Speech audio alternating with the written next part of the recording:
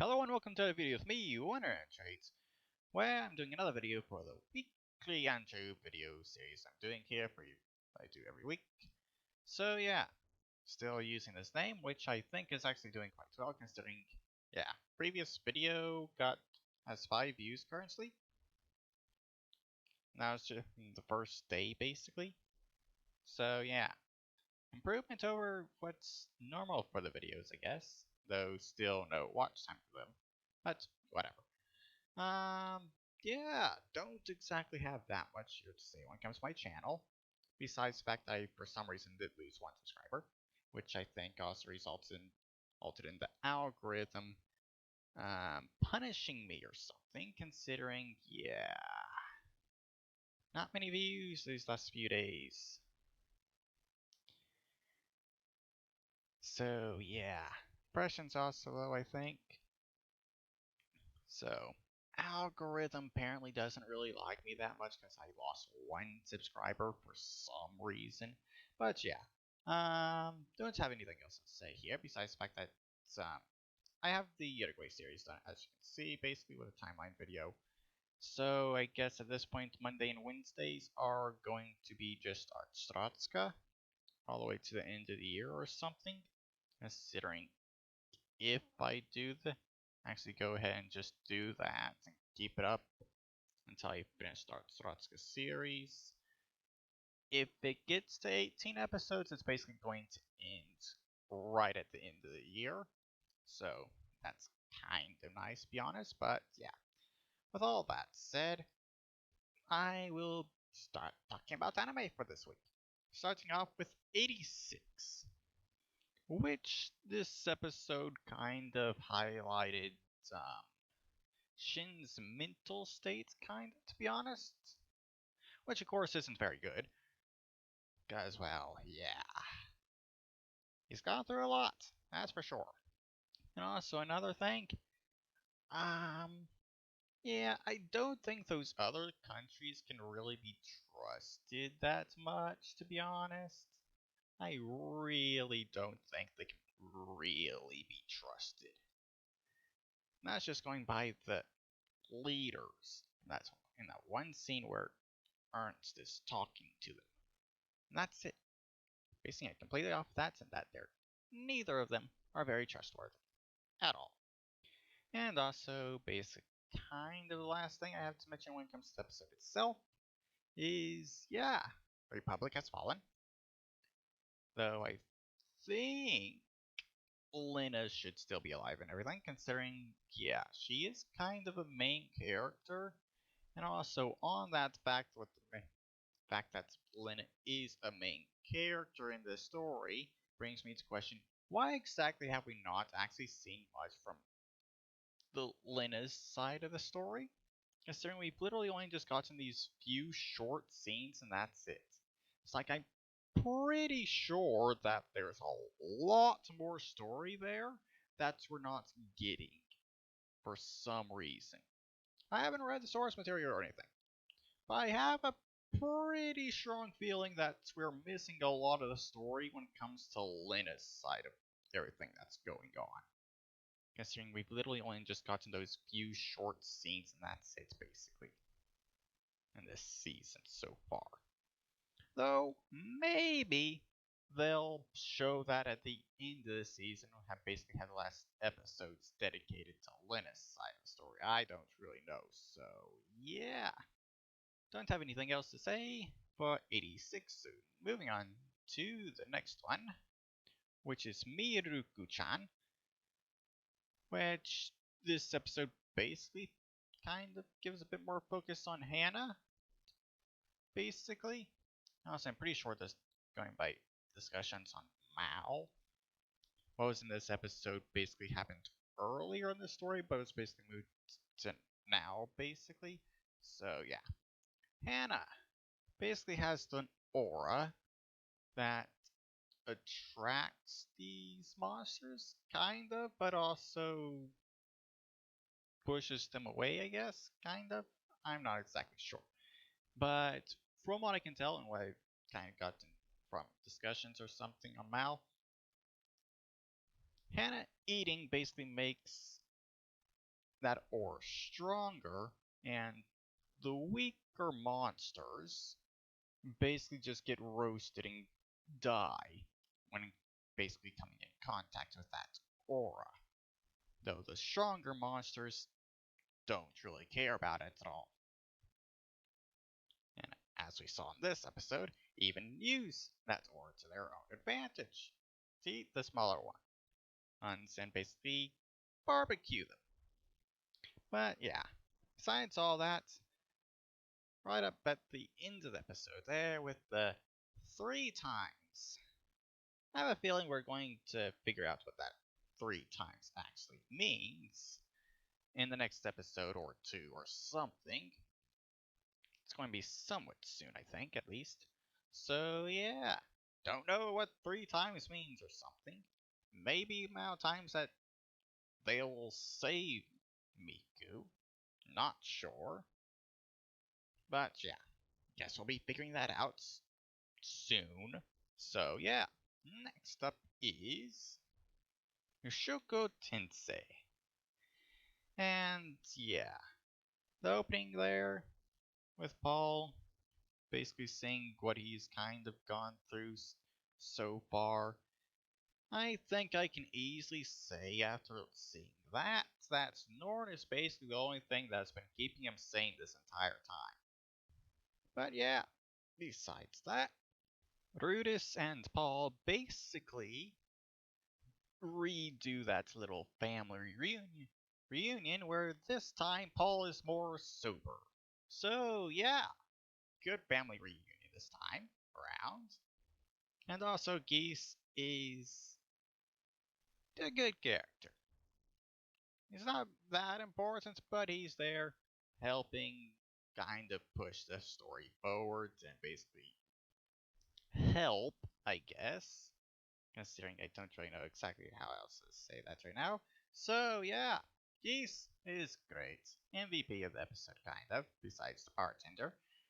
And also, during all of this, Rudis and the rest of Dead End learned that basically everything that their entire homes were destroyed, basically. So yeah, nothing left of all that. Though Eris and everyone there, of course, doesn't know that Eris's grandfather is actually dead and has been executed for mishandling the whole crisis and everything. Yeah, just an excuse to kill him, that's for sure. Going by that scene. But yeah, into the episode, of course. They all basically go off looking for the rest of Rudis's family. Dead End's going off one way, Geese going off by himself, and also Paul and Norn going off with their group, I guess I'll call them, to also search. Of course, all going in different directions as well. I'm still kind of wondering when we're going to actually be seeing more of Roxy currently. Considering, yeah, don't really know when it comes to that whole reunion between Rudis and Roxy if that's actually going to be happening or not. Considering it's not like Roxy is coming back, at least as far as we know so far. So yeah. One last thing is that we apparently are kind of missing a bunch of the story when it comes to what Ares basically been doing this entire time that they've been in the city and everything. And also before they all went and left the city and all that, they basically spent like a week beforehand, just that kind of just got skipped over or something, I guess. So maybe we're going to be seeing that in the next episode, I'm not sure. But yeah, that was skipped over here, so hopefully it will be shown in the next episode, considering apparently Ares and Dredgerud, when the first family reunion that went horribly happened, they are basically hunting goblins, I think it was. They apparently had another character that was important to the story or something. So yeah, that apparently happened that we still haven't actually seen yet. But yeah, next up, we're in for anime this week, which I think is going to be a bit short for this one. Shinka no Mi. In which, first thing I'm going to say is I'm pretty sure that Ring of Happiness, I think it was called, basically forced Altoria to fall in love with Seichi, or at least, or at the very least, push her in that direction due to things, basically due to, like, him saving her and other things, I guess. So, that, I think that's Ring kind of forced her to actually fall in love with him, personally. And also, apparently, Seichi can basically learn things instantly, considering literally having a book in front of him, turn the page, instantly learns magic that was on the page. So yeah, I'm just going to take a guess that he basically can learn things instantly as long as it's written down on a paper or something, or he actually sees it happen. He'll instantly learn the skill and everything. Yeah, I'm just going to take a guess as well that he can basically be in the corner of his vision and he'll still learn it. So he doesn't even have to be looking at whatever it is that he learns. No, that's just a guess, considering how that was planned out with that scene there. So, yeah, don't think I will actually be proven or anything, considering, yeah, not exactly something you can actually put in an anime and make it to where you can actually understand it, I guess. But besides that, the kingdom that summoned all the heroes and everything is apparently going to be sending him to an academy and put enslavement bracelets on them all so they can control them and everything, apparently. Yeah, they are stupid. And I'm going to also take a guess that the heroes are also stupid, considering they're probably going to actually fall for it and everything. And we're going to have to wait for Seichi and his group to go to that academy and basically free them all. And that's just a guess. And also, apparently, the next girl that we're going to be getting in Seichi's harem here is going to be a donkey. Great. An actual ass. Which I literally only know that an ass is just another name for a donkey purely because of Shakespeare. Ah, Shakespeare, you're great. In English classes, I hate them. So, next up is the assassin anime we have for this season. So, yeah. Easily the darkest episode yet, which, considering the whole thing going on, is not very surprising considering this is also, same author as Redo the Healer, so whole dark part of this, not that surprising to be honest. So, yeah. And also, all those girls basically disappearing. Yeah. They said that they are basically by getting their food and everything from shopkeepers that were selling them leftovers and everything. Question, did those shopkeepers even notice that all these girls that just went missing all of a sudden? Yeah. Guess they're not very important for them to actually really do anything about it, I guess. And of course, also, with all that's going on, Luke basically being 2 years late to it, though still showing up just in time to save Maha, basically. Of course. Though I'm pretty sure that all those bastards really didn't get what they deserved there, personally. Kind of needed a little bit more satisfaction there at the end when it comes to all those bastards. So, yeah. Would have liked their punishment to be a little bit harsher. But, whatever. And also at the end there, basically, of course, all the girls being saved and everything. And I kind of hope this is actually fit into the anime, considering I did see it in the mal discussions for the episode, that the other girls don't basically just get completely ignored like they never existed and everything, which is nice. So yeah, hopefully what they basically end up doing is kind of mentioned at some point in the anime, and they're not just completely forgotten in the anime.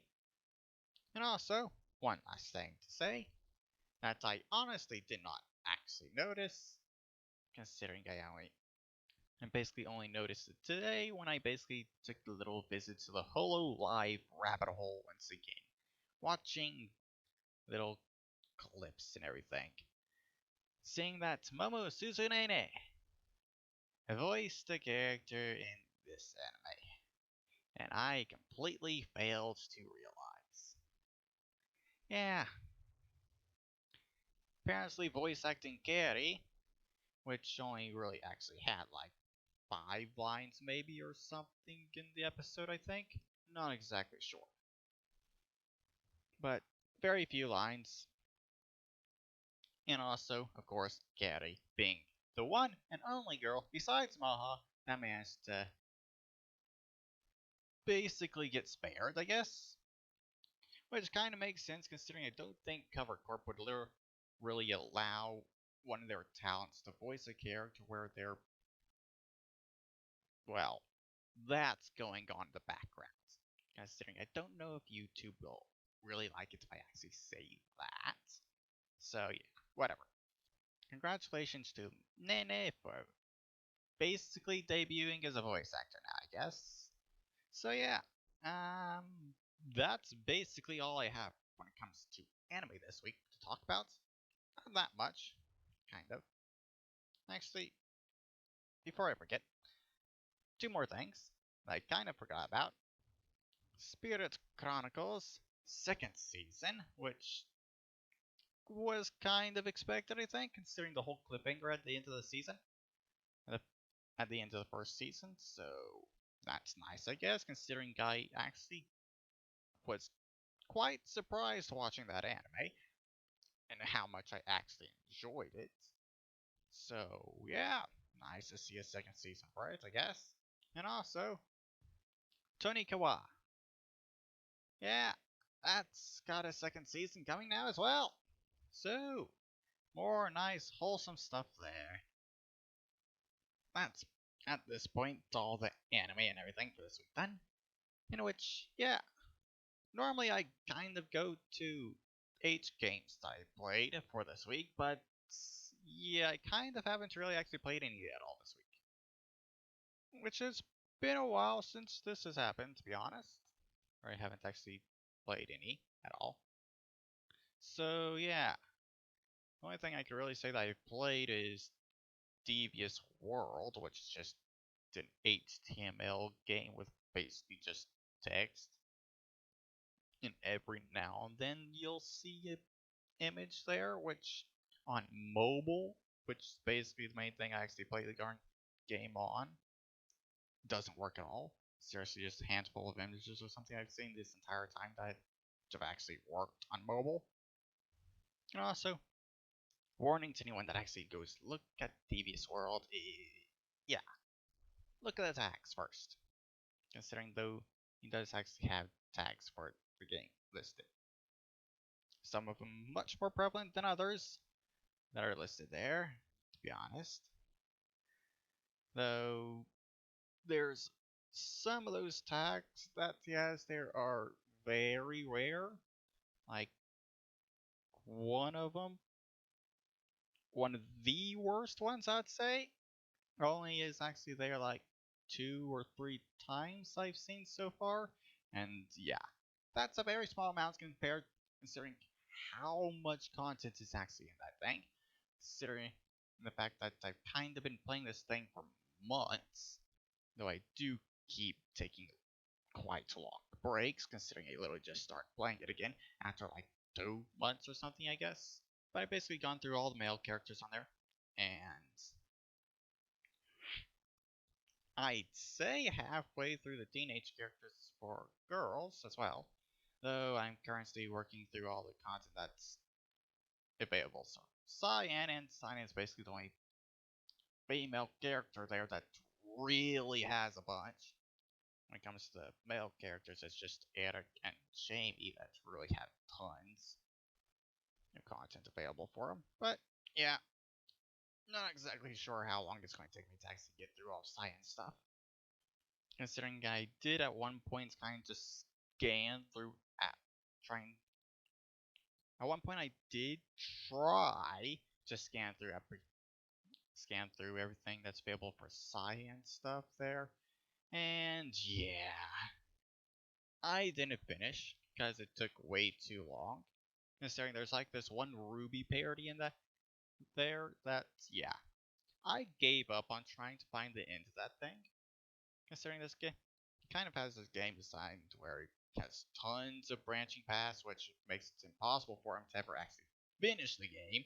Considering there are way too many branching paths in that thing for him to have any chance of actually ever finishing it. Seriously, I'm pretty sure there's like thousands of possible endings that he'll have currently if he doesn't even branch things more, which he's of course going to do. But yeah, that Ruby parody, very long. It'd probably take me days of just going through reading that, considering I literally think I spent like half an hour, maybe even an hour of just scrolling through all of that as fast as I could, and just gave up before I got to the end. So yeah, no idea how long that thing actually is, considering I gave up, but yeah, it's long. So yesterday when I was going through stuff on there, I came across a Skyrim reference. Yeah, it's another ending that is there that just a single path that's available currently for all the choices. All the other choices haven't actually been written at all yet. Right at the end, Skyrim reference. Hey you, you're finally awake. You're trying to cross the border, right? Walked right into that heavenly ambush. Same as us, and that partitioner over there. For context, you're kind of a demon at that point there, so heavenly ambush partitioner, yeah. Not going to say any more there, considering don't really need to. But yeah, definitely enjoyed Devious World. And it may or may not have gave me one questionable fetish. Kind of. Eh. Yeah. Though one thing about this is the fact that he did kind of introduce me to one of my favorite anime. One of my favorite all-time anime. I binged watched a few months ago. Ranma 1/2 has a parody of it in the game there. And yeah, Ranma.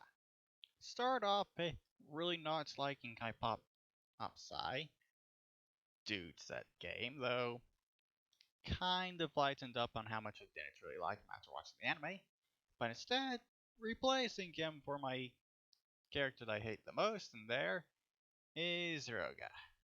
Yeah, don't really like the whole P-chant thing, the whole running joke with that. Going through the entire 161 episodes of that anime. Yeah, don't like that whole running joke there. But yeah, not going to say much else there. Really enjoyed it, and is easily like one of the one of my favorite anime of everything I've ever watched. Though Spice Wolf will never be knocked out of that top spot, personally. But yeah, don't really have anything else to say here, so I guess I'll just go ahead and end the episode. So yeah, hope you all enjoyed this video, and yeah, I'll see you all in the next one. Bye bye.